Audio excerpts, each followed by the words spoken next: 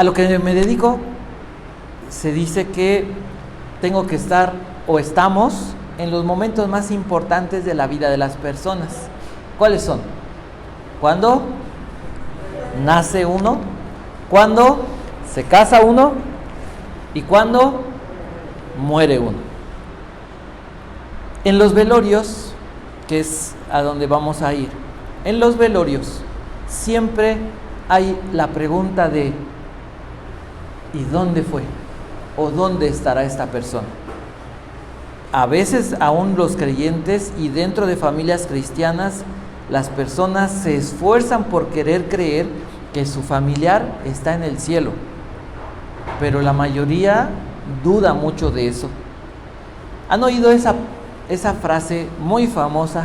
Que descanse en paz y le mandamos un saludo a donde quiera que esté. ¿Lo han oído? ¿Quién lo ha oído? Es una frase profunda, porque la gente misma sabe que no hay una extinción, que no hay, se termina todo, sino que hay una vida después de esta vida. Para algunos, el nirvana. Para algunos otros es llegar a través de diferentes procesos a unirse con el uno o con la energía.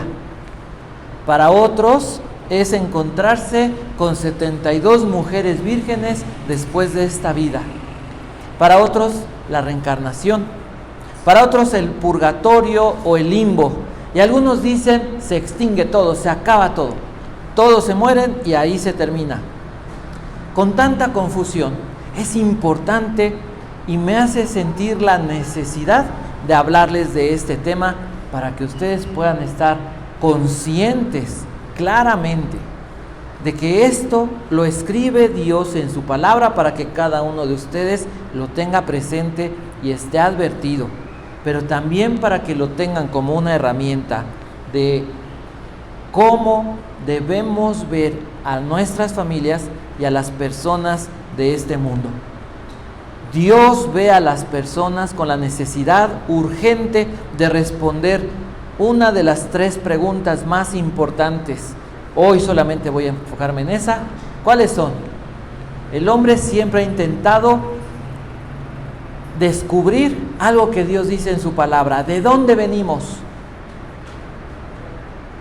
La siguiente pregunta, y en la que se enfocan todas las personas el día de hoy, el presente, el hoy. ¿Para qué estoy aquí? ¿Para ganar dinero? ¿Para tener una carrera, como decía la niña Laura? ¿Para lograr el éxito? ¿Para vivir de la mejor forma posible? Y la tercera, que es la que vamos a contestar, o Dios nos va a responder: ¿hacia dónde van los que mueren? ¿A dónde van los muertos? ¿Cuál es el beneficio para ti de este mensaje y de esta respuesta? La Biblia dice que todos mueren. Está establecido para los hombres que mueran una sola vez y después el juicio. Hebreos 9:27, apúntalo. Está establecido para los hombres que mueran una sola vez y después el juicio. ¿Dónde queda la reencarnación entonces? ¿Dónde queda la extinción del alma? ¿Dónde queda el purgatorio? ¿Dónde queda el limbo? ¿Dónde queda el nirvana? ¿O dónde queda el ir subiendo de niveles y de planos astrales hasta llegar a unirte al uno? ¿Dónde queda? Según la palabra de Dios, nada de eso es real. Jesús, o bueno, la Biblia dice en Génesis: polvo eres y al polvo volverás. ¿Qué quiere decir esto? Que todas las personas que nacen tienen una cosa segura. ¿Cuál es? ¿Casarse? ¿Tener hijos? ¿Ser millonarios? ¿Cuál es? Morir. Pero ¿quién es consciente y quién se prepara para el día de su muerte? Casi nadie. ¿Y vivimos cómo entonces? Como se nos va dando el día. Hace rato decía la niña Laura, y esto es real: la depresión, la ansiedad, el afán, el estrés, la preocupación, las enfermedades o las epidemias de este tiempo, de estos últimos años, son causadas ¿por qué? porque la gente se ha olvidado de Dios y se enfoca en el logro, en el éxito, en lo que lleguen a tener, en lo que dice la gente.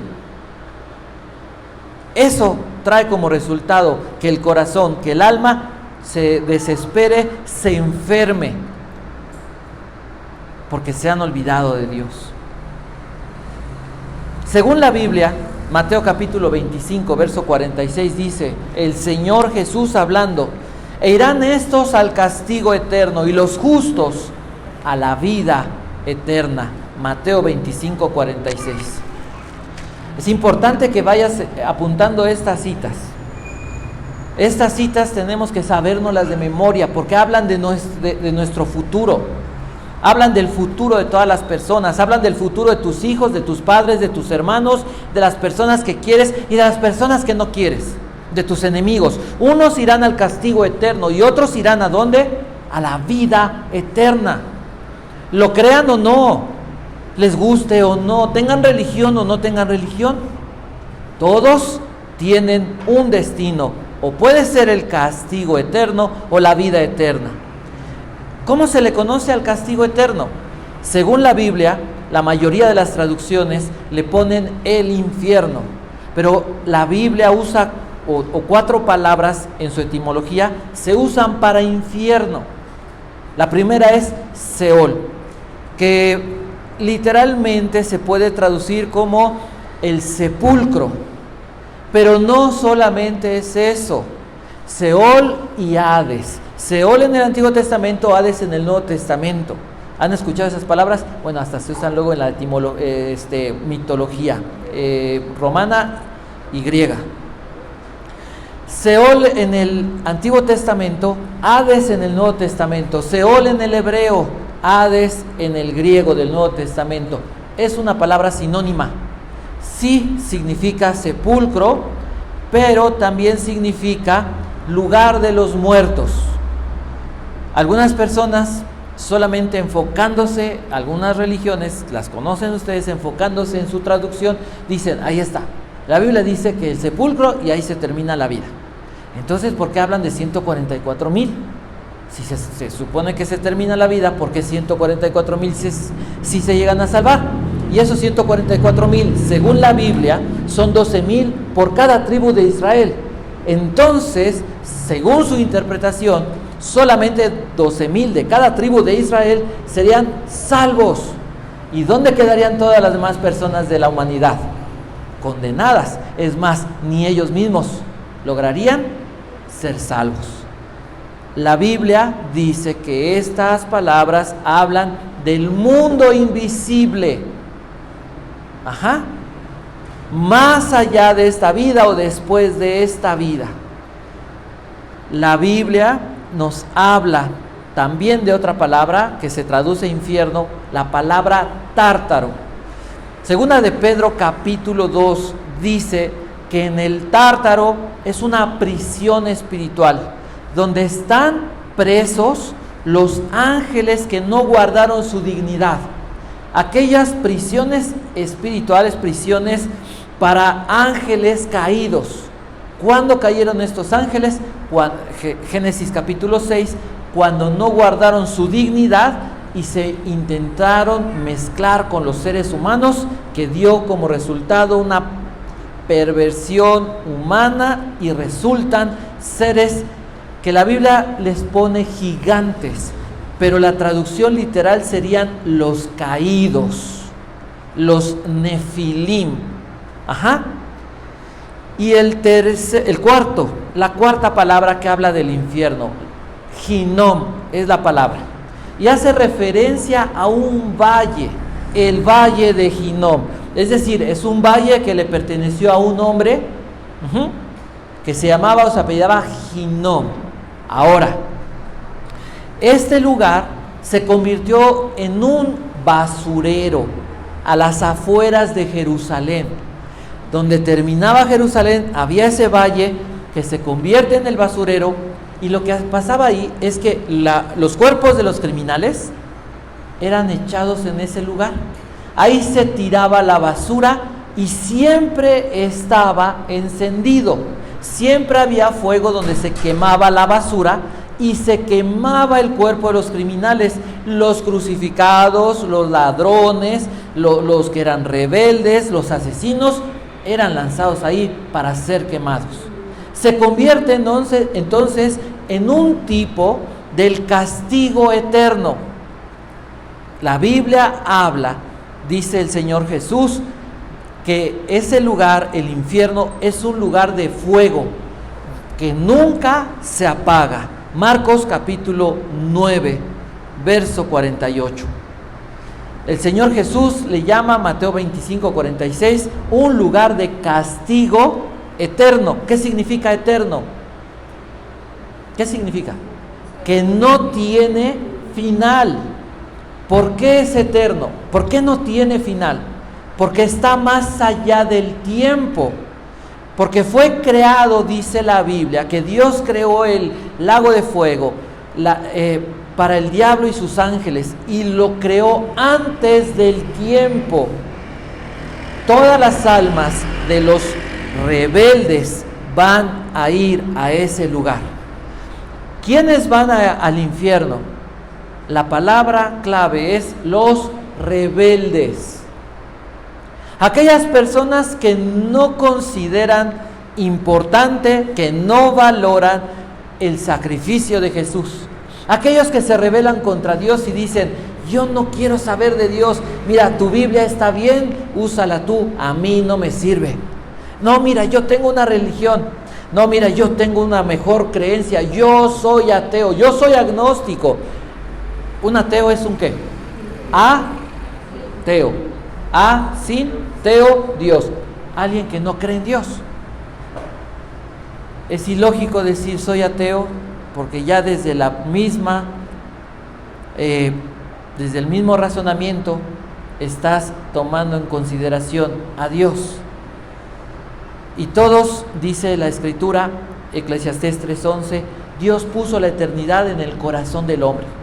Todos saben, todos tienen en el corazón la idea, la intuición, el conocimiento intuitivo de que Dios es real. Entonces, un agnóstico es: mira, yo no lo he visto, yo por eso no creo. Y es otro razonamiento ilógico, porque el aire no lo vemos, pero respiras y está. Jesús usó esas palabras cuando habló le predicó a Nicodemo, le dijo: el viento sopla de donde quiere y no sabes de dónde viene, ni sabes a dónde va. Así es todo aquel que es nacido del Espíritu. Así como no podemos ver el viento o el oxígeno, pero respiramos y nos da vida, de la misma manera sabemos que el que da vida y el que mantiene nuestro corazón latiendo es Dios. Él es el dador de la vida. Él es el creador de todas las cosas. Aunque la gente diga que no. Ahora, esa gente que dice que no, se rebela contra Dios. La gente dice: ¿por qué si Dios existe no acaba con el mal? Porque los fulminaría primero a ellos. Porque si Dios es amor, que dice 1 Juan 4:8, Dios es amor, Dios también es justo, y en amor y justicia no permite la maldad y el pecado en su presencia. Dios no puede hacer amnistía. Dios no puede decir, como alguien dijo: vamos a perdonar a todos, vamos a abrazar a todos. Eso es injusto. No puedes perdonar algo, un delito o un pecado. Primero, no eres Dios.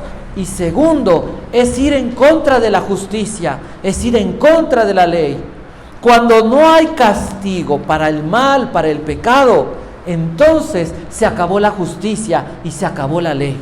Y si Dios no juzgara el pecado y la justicia, entonces dejaría de ser Dios. Porque Dios es amor, Dios es justo, Dios es misericordioso. ¿Y dónde vemos esa justicia y ese amor de Dios? En la vida, en la muerte y en la resurrección del Señor Jesucristo. La Biblia dice que todos hemos pecado. todos, por cuanto todos pecaron, dice la Biblia, están destituidos. Otra traducción dice, no pueden participar de la gloria de Dios. La palabra destituido, estás completamente separado, alienado, y no tienes la capacidad de reconciliarte con Dios. El hombre no puede reconciliarse con Dios por sus propios medios. La religión es eso, es la respuesta humana, el orgullo humano de decir, yo puedo estar bien con Dios. Si el hombre pudiera reconciliarse con Dios, si el hombre tuviera la capacidad por sus propios medios de reconciliarse con Dios, entonces Jesús murió en vano.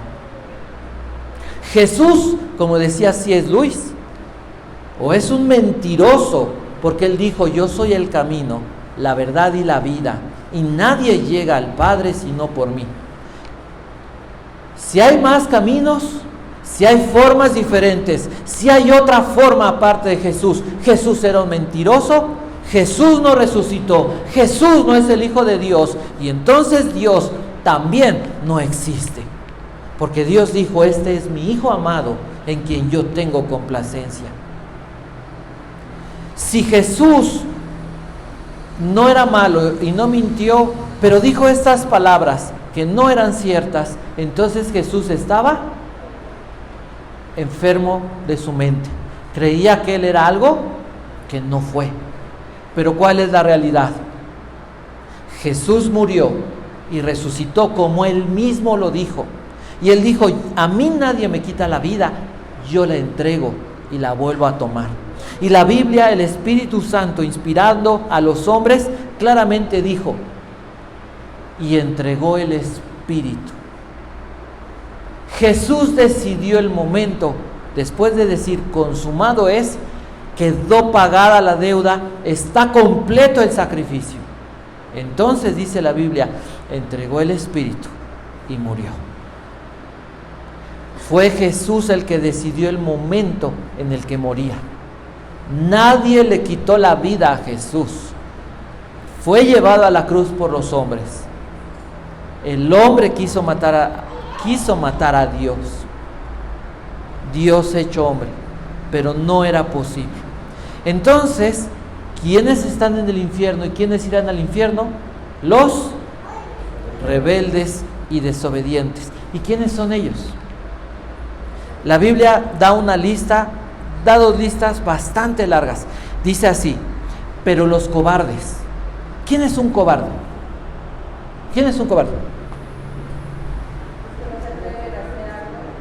Ok, pero ¿en qué sentido? Ajá, ¿en qué sentido? ¿Quién es un cobarde? De acuerdo al contexto bíblico. ¿Tienen razón en lo que dijeron? ¿Sí? ¿Cuáles cosas? Ok, sí, así es, exactamente, pero ¿cómo? ¿Qué dijiste?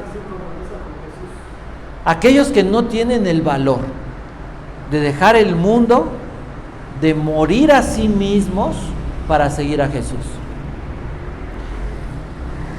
La Biblia habla de que seguir a Jesús es vida eterna, es salvación, es victoria, es bendición. Pero la Biblia, y esto no nos cae y no nos gusta, la Biblia dice, Jesús dijo, el que quiera venir en pos de mí, el que quiera seguirme, ¿qué tendría que hacer?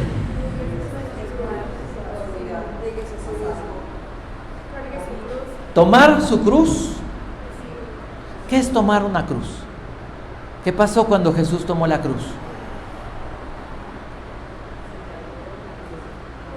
Es ir a la muerte, es matar al criminal que eres tú. Tome su cruz y sígame a mí mismo.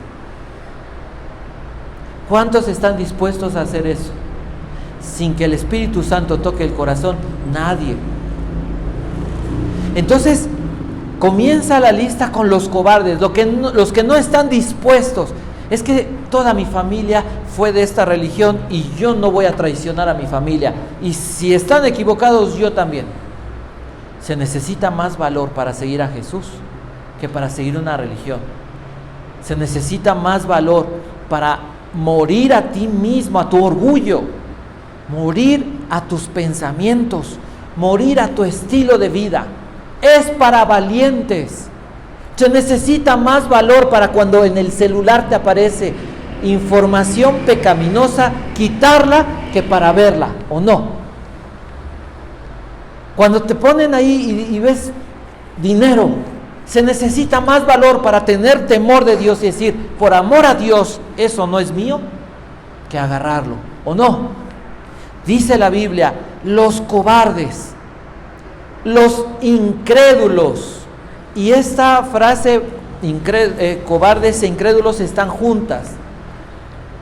Se necesita valor para creer hasta el final. Mucha gente prefiere quitarse la vida, porque sí, los problemas están bien fuertes, sí es difícil seguir a Jesús, sí. Pregúntenle a los apóstoles, todos los mataron, bueno, excepto Juan, a todos los mataron. ¿Y cuántos millones de cristianos han muerto y siguen muriendo en nombre de Jesús? ¿Por qué no se le habla a Cristo de la gente, a la gente de Cristo? ¿Por qué nadie se acerca? Hace muchos años me establecí un reto y quiero y pienso que fue de parte de Dios. Yo dije, no puedo llegar al cielo si yo no he predicado en el metro. Y de veras que subirte al metro a predicar, bueno, subirte a un pecero y predicar, se requiere valor.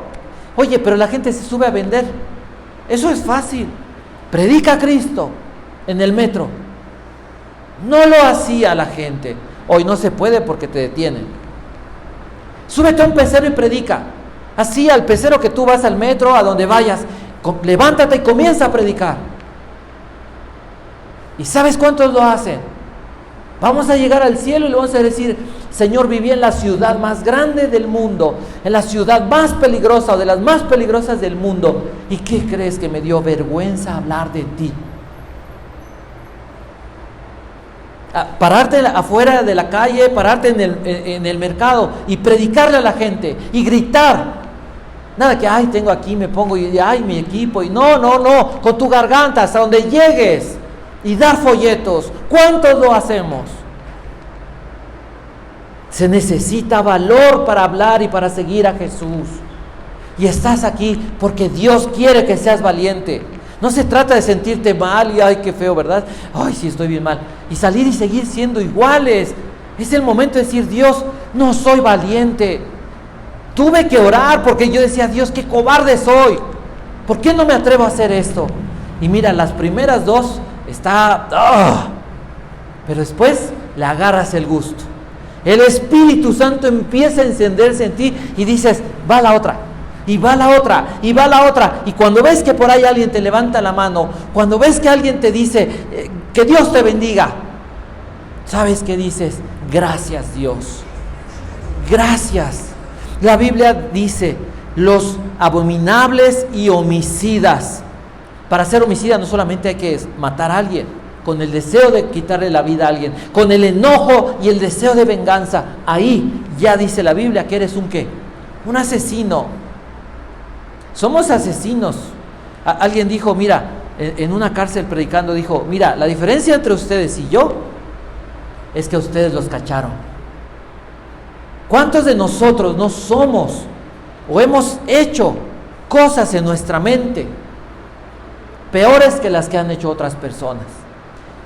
La Biblia dice, los fornicarios y hechiceros. Y cuando habla de hechiceros no solamente es el ocultismo. Esa palabra se usa para los que se drogan. En la antigüedad, las personas que invocaban a los espíritus inmundos, al diablo, y que hacían pactos con la maldad, o que decían hacer cosas buenas, pero que están en desorden y van en contra de Dios, esas personas usaban drogas. Las personas que usan drogas el día de hoy están abriendo las puertas de su alma para que el demonio o los demonios puedan entrar en ellos. La Biblia dice, el que practica el pecado, esclavo es del pecado. Y una persona indigente no es una persona enferma, una persona adicta no es una persona enferma, es una persona que violó leyes espirituales, que abrió la puerta, expuso su alma y el diablo cautivó su voluntad y cautivó su alma. Son esclavos del pecado y están presos de las tinieblas. ¿Cuántas personas conoces hoy que se han drogado? ¿Cuántas personas, o tal vez tú mismo te has drogado? ¿Cuántas personas han perdido la conciencia por el alcohol? Y están incluidas en este pasaje. Este pasaje se encuentra en Apocalipsis, el último libro de la Biblia, y en el penúltimo capítulo, capítulo 21. El último llamado de Jesús a la humanidad, a las personas, es: arrepiéntete si tú has practicado fornicación. Cualquier tipo de pecado sexual se encuentra tipificado en esta palabra. Idólatras y mentirosos. A lo mejor tú no tienes una imagen en tu casa, pero adoras el trabajo, adoras el dinero, lo que te mueve es el dinero, la codicia. En el Antiguo Testamento observen algo. Todos los pueblos que atacaban a Israel en la antigüedad tipifican diferentes pecados. Amón y Moab, pecados de depravación sexual. Los filisteos, orgullo, envidia, codicia. Amalek, la carne, los deseos, las pasiones de la carne, el desorden, lo prohibido, el deseo por lo prohibido. Y cada uno de los pueblos que cautivaron a Israel tipifican un pecado. El día de hoy es lo mismo. A lo mejor tú dices: yo no estoy practicando esto, ni esto, ni esto. ¡Qué bueno! Pero ¿y qué con lo que sí estás practicando? El pecado sigue siendo pecado. Y los cristianos decimos: a mí ya me perdonó Dios mis pecados. Y entonces por eso seguimos haciendo lo que hacemos, viendo lo que vemos. Por eso, porque ya pagaron nuestros pecados. Gálatas 5 dice: Dios no puede ser burlado. Todo lo que el hombre sembrare, eso también segará. Y este mensaje, si tú lo hablas en la calle, y yo sé que a lo mejor ahorita te está incomodando, y de eso se trata. Porque si no te incomoda el pecado, estás más grave de lo que puedes imaginar. Si tú crees que el pecado para muchos les hace daño, pero a ti no, estás más ciego y sordo de lo que tú mismo crees. ¿Quién no ha mentido? Dime quién no ha mentido. Y sabes, hay muchas personas que su vida son mentiras, que crearon una vida de mentiras. Y el único que puede perdonarte de todos estos pecados es Jesucristo. ¿Quiénes están en el infierno? ¿Y quiénes van a estar en el infierno? Los que están en esta lista. Y a lo largo de la Biblia hay más listas en las que podrías tú buscar. No estoy aquí. Y te digo, estaríamos en todas o casi todas. Lo único que nos puede salvar no son nuestras buenas obras. La Biblia dice: la paga del pecado. Dios exige un pago por el pecado, un pago por nuestras maldades. La paga del pecado es la muerte. ¿Por qué el hombre muere? ¿Por qué? Por causa del pecado. Rápido, el pecado se divide o se puede observar de tres aspectos. El pecado heredado, el pecado de Adán. Entró el pecado, dice Romanos capítulo 5, 12. Así como entró el pecado por un hombre y por el pecado la muerte, así la muerte pasó a todos los hombres por cuanto todos pecaron. ¿Por qué mueren los niños? Porque el pecado entró en la humanidad. Pero es que ese niño no había hecho nada malo. No, Pero en el momento que el pecado entró, Dios dijo, de cierto morirás. ¿Qué pasa con un niño que muere? Sí, en esa inocencia, aunque hay pecado heredado, no hay pecado voluntario. El niño va a la presencia de Dios. Pero ¿qué pasa con la naturaleza de pecado? Cuando tú pecas voluntariamente, no hay un sacrificio más que el sacrificio de Jesús, por el cual puedes ser salvado. Entonces, ¿por qué te vas al infierno? Porque tú pecaste voluntariamente. Porque tú sabías conscientemente que lo que hacías no estaba bien y lo hiciste a pesar de que era malo. Transgrediste la justicia de Dios, mereces la condenación. Y la naturaleza de pecado, una vez que somos salvos, en nuestra naturaleza humana se mantiene ese pecado residual que nos hace batallar. Por eso es que no somos perfectos en un instante, batallamos, pero la Biblia promete que vamos a vencer el pecado. No peleamos para ganar, no estamos peleando para ver si le ganamos al diablo, si le ganamos a la muerte, si le ganamos al pecado. No estamos peleando para ver si ganamos. Peleamos desde la victoria de Jesús en la cruz del Calvario. ¿Qué quiere decir esto? ¿Qué quiere decir esto? Que ya Cristo ganó y que entonces la victoria es que segura. Hay que pelear, hay que pararte al frente, hay que buscar a Dios, hay que adorar a Dios, hay que predicarle a la gente, pero la victoria está garantizada. Juan capítulo 3, porque de tal manera amó Dios al mundo, que ha dado a su Hijo unigénito, para que todo aquel que en Él cree no se pierda, mas tenga vida eterna. Porque no envió Dios a su Hijo al mundo para condenar al mundo, sino para que el mundo sea salvo por Él. Y esta es la condenación, que la luz, Jesús, vino al mundo, pero los hombres amaron más las tinieblas que la luz, porque sus obras eran malas. Las personas que van al infierno no son víctimas, son rebeldes, gente desobediente, que supo de Jesús, que rechazó a Jesús, que pisoteó la sangre de Jesús. Dios entregó a Jesús para salvar. ¿A quién? A los que se arrepienten, a los que creen. No van a ser salvos todos. ¿Por qué no? Porque no quieren. Porque no quieren. Porque deciden rechazar el sacrificio de Jesús. ¿Quiénes van al cielo? Los que se arrepienten, se rinden delante de Jesús. Hace rato dijeron y ayer venían platicando la frase: ¿quién es el verdadero rey? Es Jesús, no tú. Tú no eres el rey. No somos reyes. El rey es Jesús. Cuando tú te rindes al reino de Jesús, entonces tú eres salvo. Y el amor de Dios se manifiesta a través de la redención que Dios nos concede en Cristo Jesús. Y creó también un cielo. La Biblia habla de 3 cielos.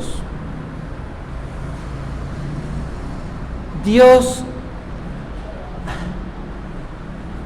habita y tiene su trono en el tercer cielo, pero Dios trasciende al cielo.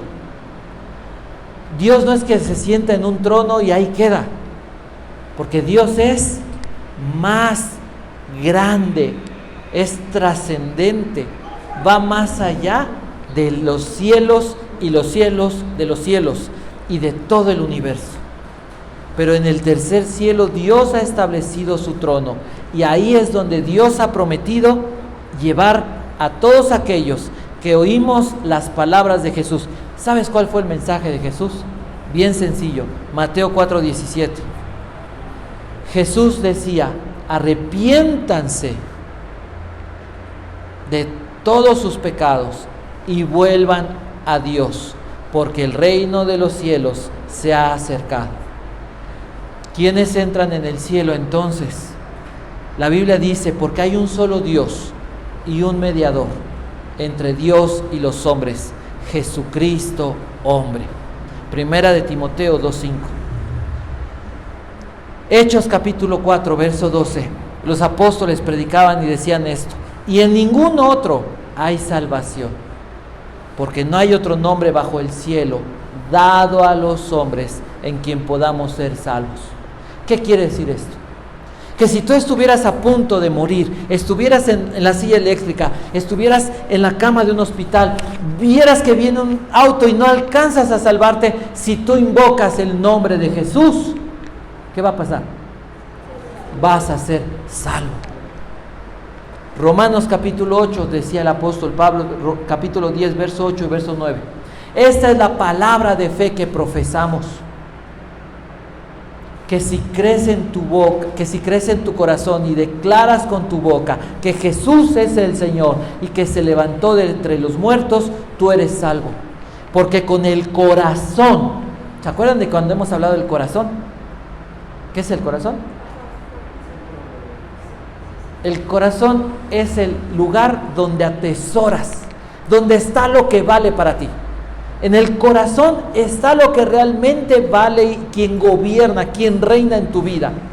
Por eso dice la Escritura: si con tu corazón crees que Dios le levantó de los muertos y lo dices con tu boca, tus palabras resultan de esa fe, entonces tú eres salvo.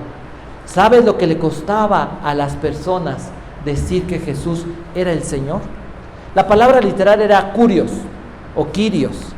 En Roma y en todo el imperio romano, en esos tiempos había un quirios o curios, como lo quieras decir, y era César. Si tú decías César no es el curios o quirios, es Jesús, ¿sabes qué pasaba? Te empalaban. ¿Saben qué es eso? Te clavaban en una estaca, te crucificaban o te ponían como una antorcha humana, porque el único Dios que se debía de adorar era César. Entonces decir que Jesús era tu rey significaba que estabas dispuesto a ¿qué? ¿De qué manera? De la peor manera. Imagínate eso.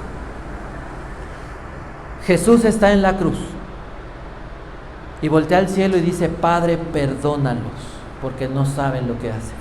Y un ladrón que está al lado y escucha esas palabras, con esas palabras voltea y le dice: Señor, fíjate, con esas palabras, cuando Jesús levanta su voz al cielo y está a punto de entregar el Espíritu, antes de decir consumado es, aquel hombre le dice: Señor, acuérdate de mí cuando estés en tu reino. Ese hombre sabía que merecía la muerte y se dio cuenta que le quedaba el último suspiro tal vez para reconocer a Jesús y pedirle perdón. No dejó escapar ese momento. Señor, acuérdate de mí. ¿Tú crees que le dijo: perdóname, por favor sálvame? ¿Cómo crees que lo dijo? Estaban rompiéndole las piernas al otro para que muriera asfixiado. El siguiente era él a que le debían de romper las piernas para que se muriera asfixiado. Desnudo en la cruz. No había escapatoria. Esa es la realidad de todos los seres humanos. No hay escapatoria sin Jesús. Y ese hombre le dijo: acuérdate de mí. ¿Cómo te imaginas esa desesperación? Esa angustia. Está a punto de morir y lo único que sabe es que está a su lado el único que puede perdonar sus pecados. ¿Y sabes qué le dijo Jesús? De cierto te digo, es verdad lo que te digo, te prometo esto: desde hoy estarás conmigo en el paraíso.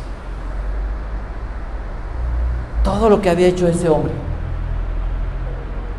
todo lo que había hecho ese hombre. Y sabes, Imagina que tú eres ese hombre. Seas mujer, seas niño, quien seas, imagínate que tú eres esa persona, porque vamos camino hacia la muerte. Si tú no has hecho la paz con Dios, si no has hablado con Jesús de esta manera, tú vas directo al infierno. ¿Sabes qué es lo peor? Que al otro lado había otro hombre, igual a punto de morir. ¿Y sabes qué decía? Pues si tú eres el Hijo de Dios, bájate. Retó a Jesús hasta su último momento. Hasta el último momento, sálvate y sálvanos. Y sabes que la mayoría de la humanidad tiene esa actitud hacia Jesús. Pues sálvame. Hace muchos años una persona me dijo, puedes ir a hablar con un familiar. Está bien endurecido. Ya le dijeron que no va a salir del hospital, pero está endurecido. Y fui al hospital, y en un hospital de paga, y porque tenían dinero. Cuando comencé a compartirle, y le dije, mire, Dios podría hasta sacarlo de aquí, pero si usted no se arrepiente, ¿para qué lo saca Dios? ¿Para que siga destruyendo la vida de su esposa? ¿Para que siga destruyendo la vida de sus hijos? ¿Para que siga viviendo de la manera que vivió, ofendiendo a Dios? ¿Por qué no se arrepiente? ¿Por qué no hace caso a la invitación de Jesús? ¿Por qué no hace caso a la invitación de Dios? Cree en el Señor Jesucristo y serás salvo tú y tu casa. ¿Saben qué dijo esa persona? Pues dile a tu Dios que me dé 3 años nada más para disfrutar la vida. Lo mismo que el ladrón de la cruz. La pregunta entonces es, ¿qué va a pasar contigo el día que tú mueras? Si tú eres salvo, me vas a decir, por la gracia de Dios, abriré mis ojos en la presencia de Dios.